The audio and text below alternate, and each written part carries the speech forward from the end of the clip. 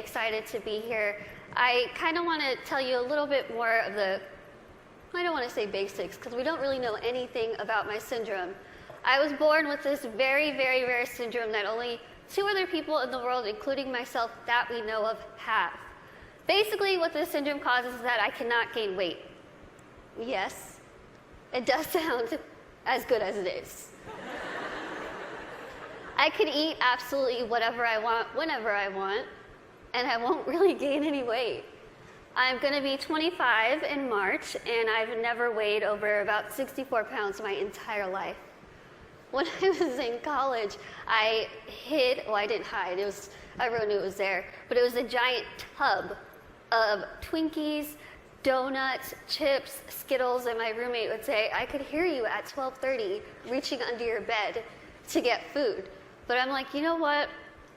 It's all right. I can do these things because there are benefits to this syndrome. There are benefits to not being able to gain weight. There are benefits to being visually impaired. There are benefits to being kind of really small. A lot of people think, Lizzie, how in the world are you saying there's benefits when you can only see out of one eye?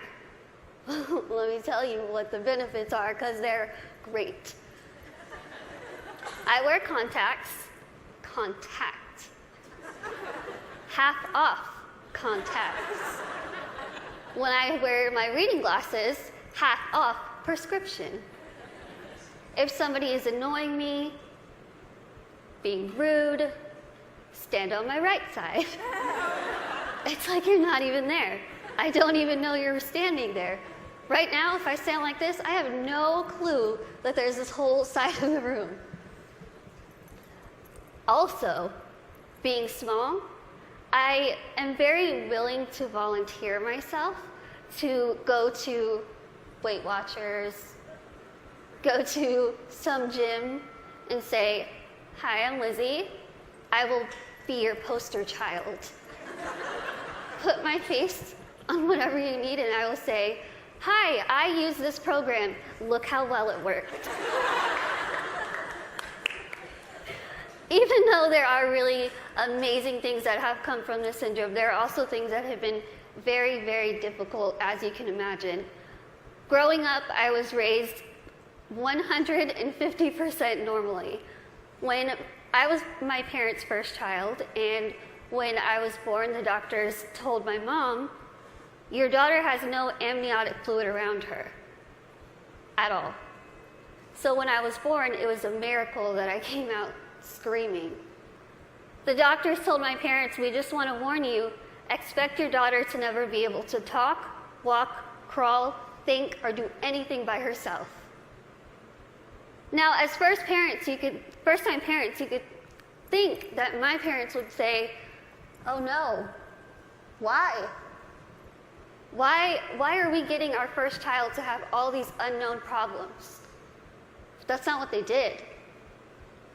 The first thing they told the doctor was, we want to see her, and we are going to take her home and love her and raise her to the best of our abilities. And that's what they did. I credit pretty much everything that I've done in my life to my parents. My dad is here with me today, and my mom is at home watching. Hi, Mom. She's recovering from a surgery, and she has been the glue that's held our family together and giving me the strength to see that she's going through so much, but she has this fighting spirit that she's instilled in me, that I have so proudly been able to stand in front of people and say, you know what, I've had a really difficult life, but that's okay. That's okay. Things have been scary, things have been tough. One of the biggest things that I had to deal with growing up was something that I'm pretty sure every single one of us in this room has dealt with before. Can you guess what that is? Starts with a B. Can you guys guess it? Boys. Bullying. I know what y'all are thinking. I should have come. Why couldn't I sit here with them? I had to deal with bullying a lot, but as I said, I was raised very normally. So when I started kindergarten, I had absolutely no idea that I looked different. No clue. I couldn't see that I looked different from other kids. I think of it kind of as a big slap of reality for a 5-year-old because I went into school first day decked out in Pocahontas gear. I was ready. I went in with my backpack that looked like a turtle shell because it was bigger than me, and I walked up to a little girl, I smiled at her. She looked up at me like I was a monster, like I was the scariest thing she'd ever seen in her life. My first reaction was, she is really rude. I am a fun kid and she's the one missing out, so I'll just go over here and play with blocks or boys. I thought the day was going to get better, and unfortunately it didn't. The day kind of got worse and worse, and a lot of people just wanted to have absolutely nothing to do with me, and I couldn't understand why. Why? What did I do? I didn't do anything to them. In my mind, I was still a really cool kid. So I had to go home and ask my parents, what's wrong with me? What did I do? Why don't they like me? And they sat me down and they said, Lizzie, the only thing that's different about you is that you're smaller than the other kids. You have this syndrome, but it's not going to define who you are. They said, go to school, pick your head up, smile, continue to be yourself, and people will see that you're just like them. And so that's what I did. I want you to think and ask yourself this in your head right now. What defines you? Who are you? Is it where you come from? Is it your background? Is it your friends? What is it? What defines who you are as a person? It's taken me a very long time to figure out what defines me. For so long, I thought what defined me was my outer appearance. I thought that my little tiny legs and my little arms and my little face was ugly. I thought it was disgusting. I hated when I would wake up in the morning and I was going to middle school and looking in the mirror, getting ready and thinking, can I just scrub this syndrome off? It would make my life so much easier if I could just scrub it off. I could look like the other kids. I wouldn't have to buy clothes that had Dora the Explorer on it. I wouldn't have to buy stuff that was bedazzled when I was trying to be like the cool kids. I would wish and pray and hope and do whatever I could to pray that I would wake up in the morning and I would be different and I wouldn't have to deal with these struggles. It's what I wanted every single day, and every single day I was disappointed.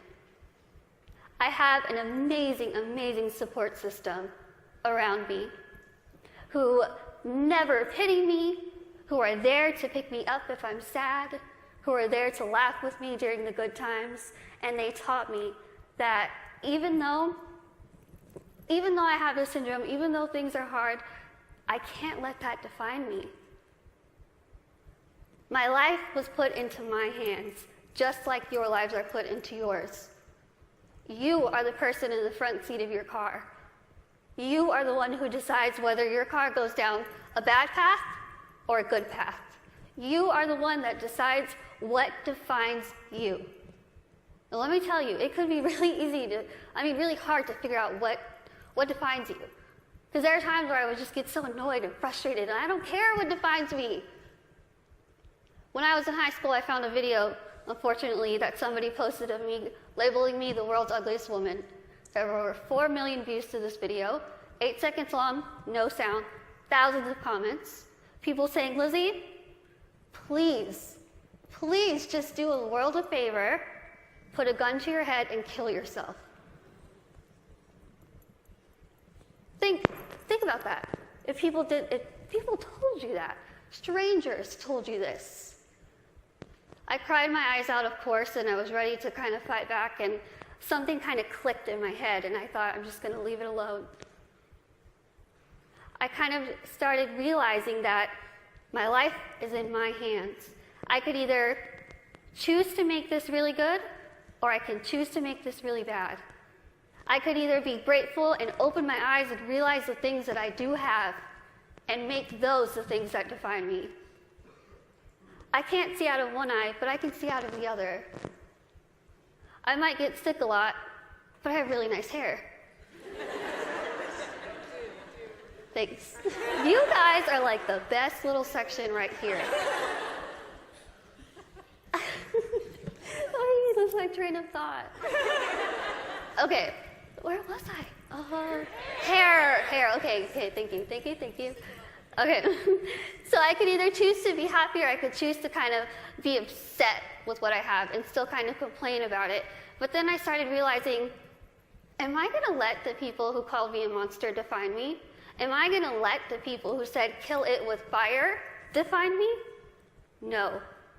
I'm going to let my goals and my success and my accomplishments be the things that define me, not my outer appearance, not the fact that I'm visually impaired, not the fact that I have this syndrome that nobody knows what it is.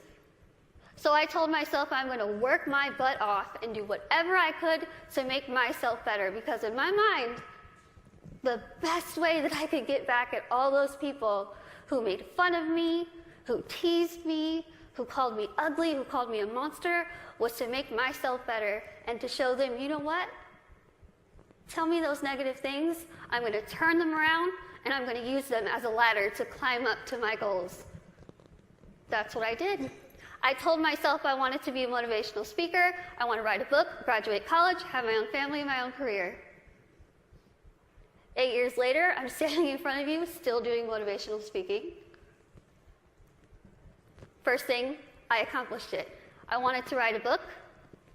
In a couple weeks, I will be submitting the manuscript for my third book.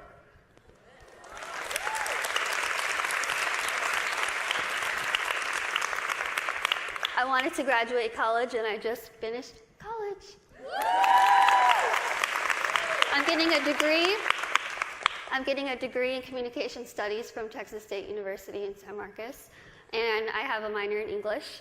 I really tried to use real life experience while I was getting my degree, and my professors were not having it. But I wanted to have, lastly, my own family and my own career, and the family part is kind of down the line. My career part, I feel like I'm really doing well with it, considering the fact that when I decided I wanted to be a motivational speaker, I went home, I sat in front of my laptop, went to Google, typed in how to be a motivational speaker. I'm not even joking. I worked my butt off. I used the people who were telling me that I couldn't do this to motivate me. I used their negativity to light my fire to keep going. Use that. Use that. Use that negativity that you have in your life to make yourself better, because I guarantee you, you will win. Now, I want to end with asking you again. I want you to leave here and ask yourself what defines you. But remember, brave starts here. Thank you.